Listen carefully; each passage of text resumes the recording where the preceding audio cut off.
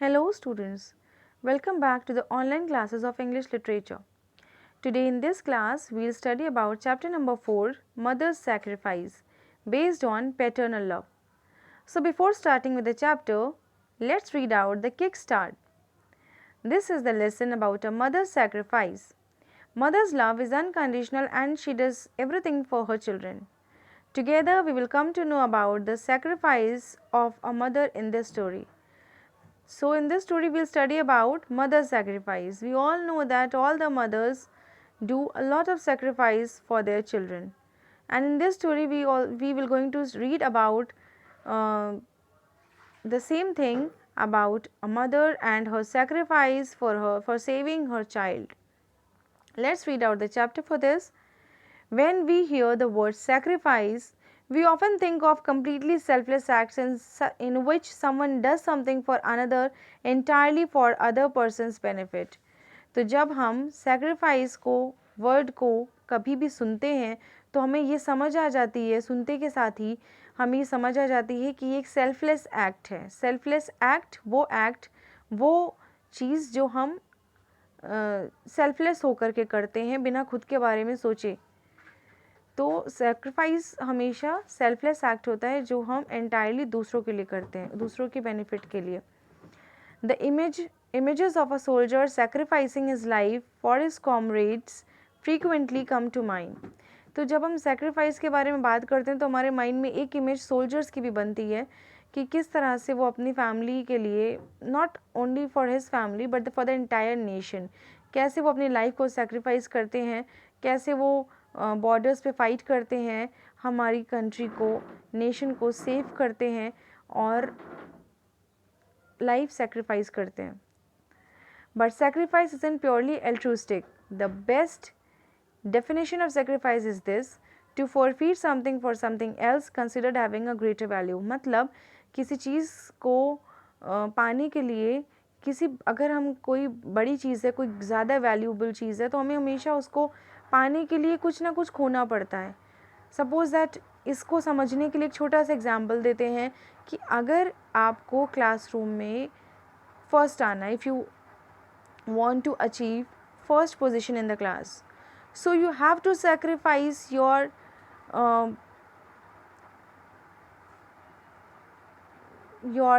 playing time. and जैसे आपका जो if you are playing for 1 hour तो आपको उसमें से हाफ एन आवर कट करना पड़ेगा और वो हाफ एन आवर आपको अपनी एक्टिविटीज़ में देना पड़ेगा. You have to work more hard. तो आपने क्या किया कि you sacrifice your playing time, your leisure time, and to give more emphasis and to give more time for study. तो ये एक तरीके का sacrifice ही तो हुआ ना, to achieve good position, to achieve something big, right? Sacrifice does not mean giving up something for nothing. It means giving up one thing for something else we believe is more worth. तो sacrifice वो नहीं होता है कि हम किसी मतलब कुछ भी नहीं और हम फिजूल sacrifice कर रहे हैं. Sacrifice वो चीज़ होती है जो हम किसी वर्दी चीज़ को पाने के लिए करते हैं. This does not at all take away from the virtue of sacrificial acts. Instead of locating the merit of sacrifice is unselfishness, we can find it in a man's chosen value system. तो ये जो sacrifice एक जो act है ये क्या है? Selfish act नहीं है, इनफैक्ट ये सेल्फलेस एक्ट है, अनसेल्फिशनेस शो करता है, राइट? और ये हमारे वैल्यूज़ बताता है, right? The man who lays down his family for his the man who lays down his life for his family और for his comrades has chosen to place more value on their lives than on his own. तो ये एक example दिया गया है कि एक बंदा, एक आदमी अपनी खुद की लाइफ से ज़्यादा अगर अपनी फ्रेंड्स की, अपनी फैमिली की लाइफ की फ़िक्र करता है एंड उनके बारे में सोचता है, उनके लिए करता है, तो वो अपनी लाइफ से ज़्यादा अगर उनके लिए, अपनी फैमिली, अपने फ्रेंड्स के लिए कर रहा है तो दैट मीन्स उसके लिए उसकी फैमिली, उसके फ्रेंड्स की लाइफ अपनी लाइफ से ज़्यादा इम्पॉर्टेंट है, ज़्यादा वैल्यूएबल है, right? So he can do sacrifices for his family and his friends. What is more praiseworthy than that? इससे ज़्यादा प्रेजवर्दी क्या होता है जब हम अपने से ज़्यादा दूसरों के बारे में, दूसरों के बेनिफिट के बारे में सोचते हैं, right. It is selfless act, जब हम खुद के बारे में सोचे बिना कोई काम करते हैं। The law of sacrifice says that you cannot get something you want without giving of something in return. In order to attain something you believe is greater value, you must give up something you believe is of lesser value. तो law of sacrifice क्या करता है, क्या बोलता है, हमें सीधी सी एक बात सिखाता है कि कुछ भी पाने के लिए हमें कुछ खोना पड़ता है, कुछ बड़ा पाने के लिए हमें कुछ चीज़ों का सेक्रीफाइस करना पड़ता है, राइट। यही बात हमें लॉ ऑफ सेक्रीफाइस बताता है। Society today tries to deny the law of sacrifice at every turn, promising people that they can fulfill their desires without having to forsake anything at all.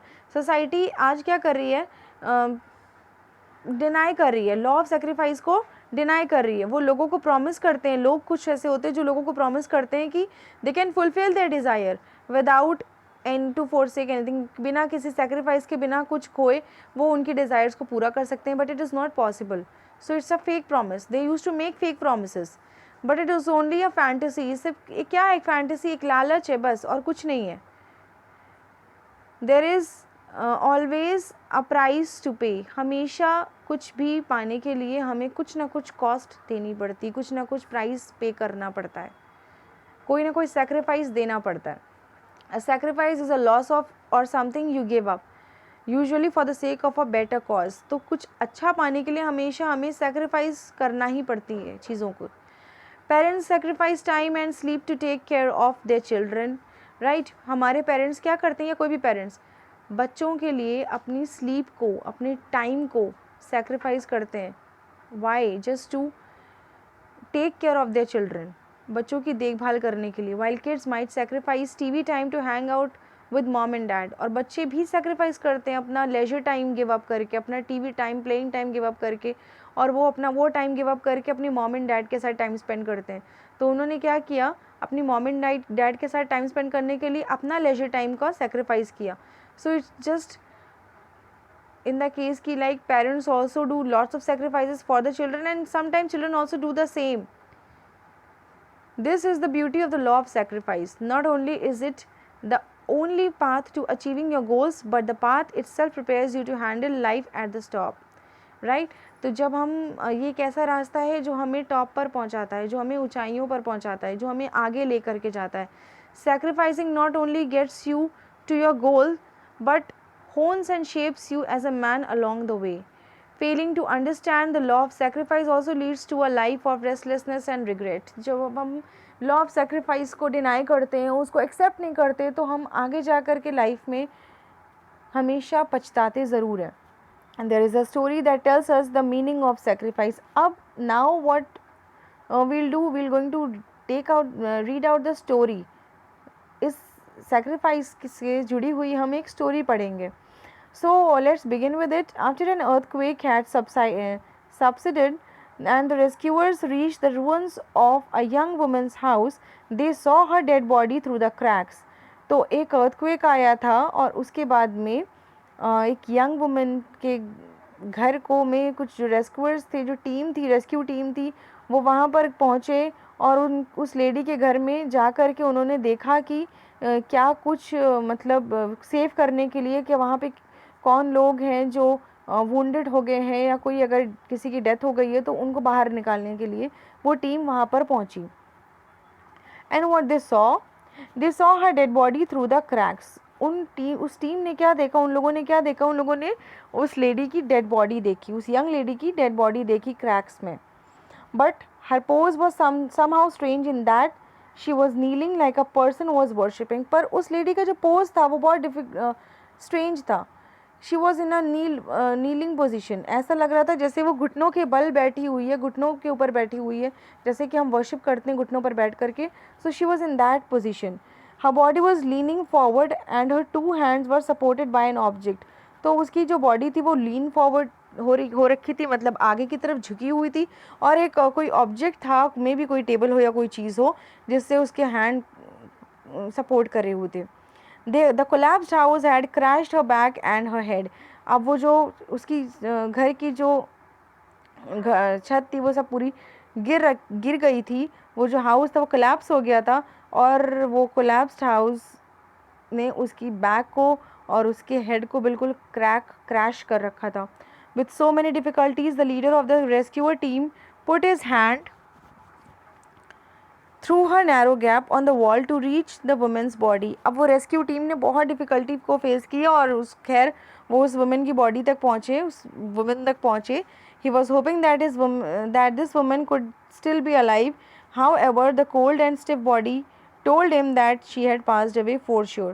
So they were hoping when they reached to the dead body of that woman, that lady, so they were hoping that lady must be alive.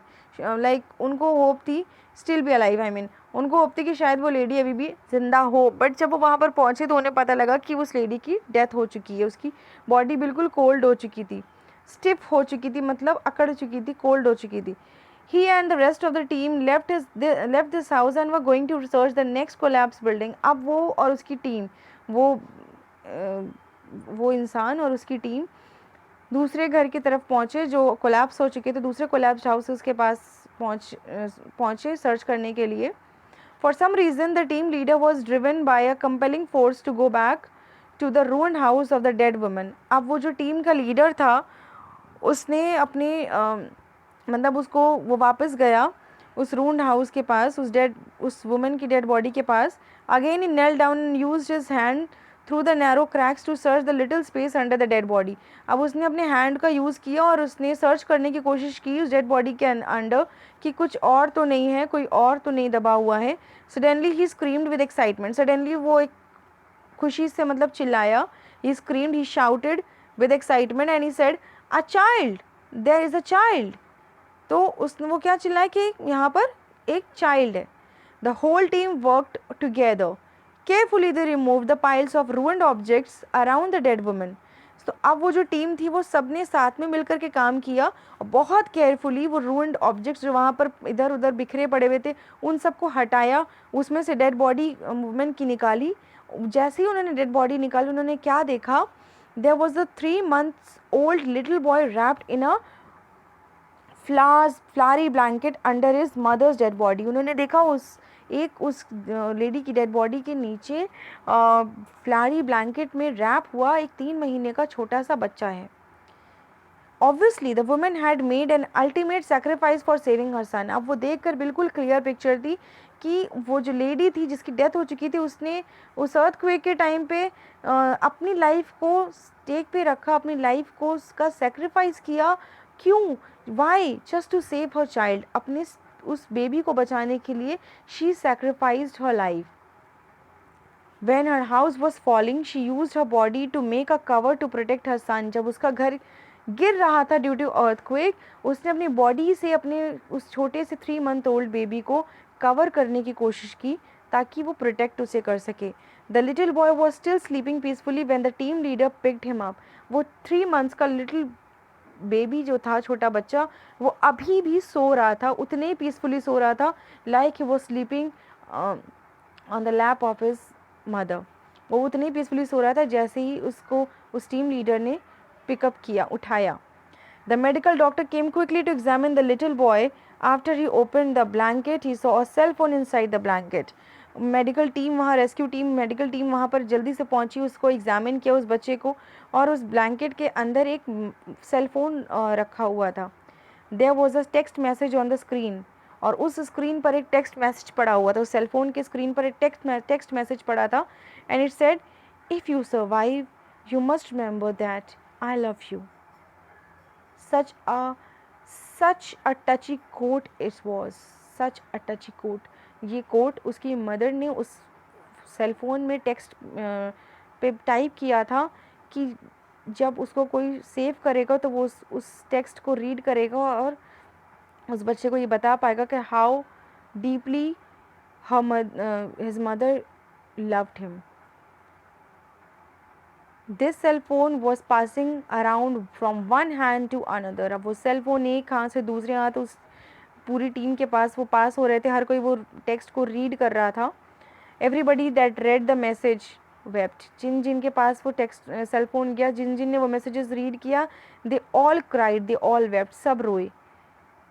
If you can survive you must remember that I love you. Such is the mother's love for her child. We can only say that never ever hate anyone for their disabilities. Never disrespect your parents. Don't ignore and underestimate their sacrifices. तो हम ये कह सकते हैं कभी किसी की disability के लिए उसे हेट नहीं करना चाहिए, कभी भी अपने पेरेंट्स की डिसरिस्पेक्ट नहीं करनी चाहिए, कभी भी उनको इग्नोर नहीं करना चाहिए, कभी भी उनके सेक्रीफाइसेस को अंडर एस्टिमेट नहीं करना चाहिए. They give us life, they raise us better than they had been, and they give and keep trying to give better than they ever had. Right हमारे पेरेंट्स ने हमें लाइफ दी है, हमें better, बहुत better life दी है जो उन्हें भी नहीं मिली, उन्होंने उससे अच्छी लाइफ हमें दी है. और वो हमेशा हमारे लिए अच्छा करने की हर दिन कोशिश करते रहते हैं कि वो हर दिन हर समय वो हमारे लिए अच्छा करने की कोशिश करते रहते हैं कि वो हमें अच्छे से अच्छी चीज़ें प्रोवाइड कर सकें. And for that they do a lots of sacrifices which we can never understand. हम समझ भी नहीं सकते, सोच भी नहीं सकते, वो हमारे लिए इतनी सेक्रीफाइसेस करते रहते हैं हमेशा और करते आए हैं, just to give us a better life, just to give us better things, provide us all the necessities that they can provide. They never wish unwell for their kids even in their wildest dreams. कभी भी कोई भी parents अपने बुरे से बुरे सपनों में कितने भी नाराज़ हो जाएं, पेरेंट्स कभी भी अपने बच्चों के लिए बुरा नहीं सोचते, हमेशा अच्छी चीज़ें सोचते हैं, अच्छा सोचते हैं. They always try showing the right path and being a motivator. Parents give up all for their kids, forgive all mistakes made by the kids. There is no way to repay what they did for kids. All we can do is trying giving what they need, and it is just time, love and respect. Right हमारे लिए सबसे बड़े motivator हमारे parents ही तो होते हैं, जो हमें हर मुश्किल टाइम में मोटिवेट करके हमेशा हमें ये पुश करते हैं कि no, you can do it, you can never fail, yes you can do it. So they are the best motivator for us. और हमारी कितनी भी बड़ी से बड़ी मिस्टेक होती है जो वर्ल्ड में शायद कोई ना फॉरगिव कर सके, but yes our parents do forgive all our mistakes. हमारे पास कोई तरीका नहीं होता है उनको इन सब चीज़ों का पे बैक करने के लिए, कुछ नहीं कर सकते. Kids can not do anything to repay what their parents do for them. But yes, we can do one thing. We can do one thing just to make them happy. उनको सिर्फ हमारा टाइम चाहिए, हमारा प्यार चाहिए, हमारी respect चाहिए जो हम उन्हें दे सकते हैं और हमें देना भी चाहिए. So children, always love your parents. Always do respect your parents. Always do good things for them. Always try to make them happy, because you don't know कि what kinds of sacrifices they have given for us and what all things they are doing for us.